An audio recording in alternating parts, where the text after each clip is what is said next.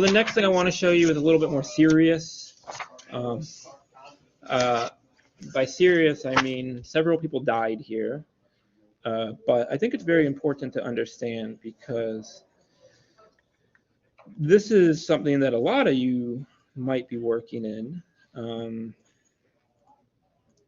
And bears shocking resemblance to a presentation I saw last September from the Army Corps of Engineers.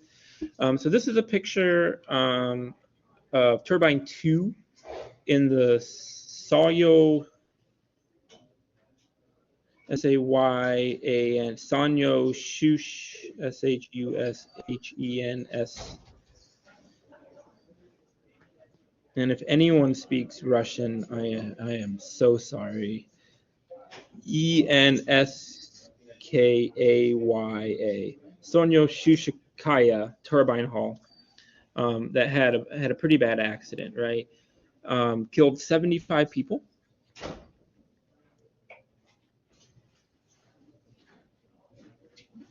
Most of whom were actually at a retirement party for one of the managers, right? So Turbine 2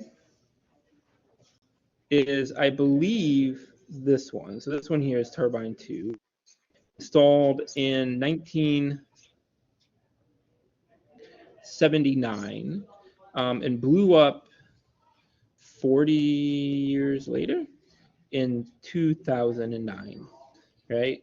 So it had been experiencing vibration problems pretty much its entire life. So through the early 80s, several issues were fixed. Substantial repairs in 2000 and 2005.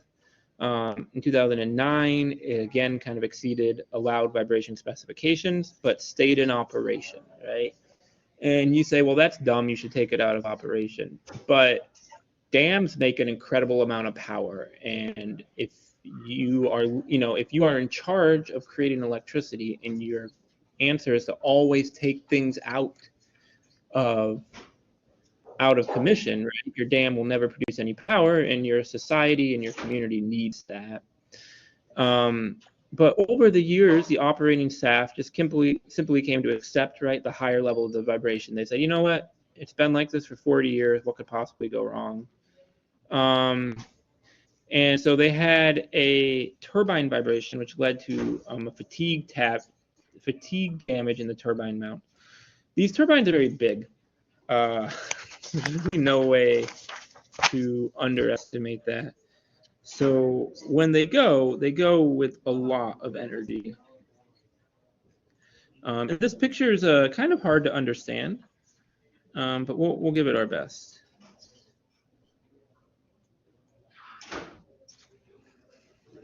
This is turbine 2. These are components of the turbine here, and all of these components here are the frame on top, and you'll notice they're sitting on top. It literally went up, hit the ceiling, and came back down.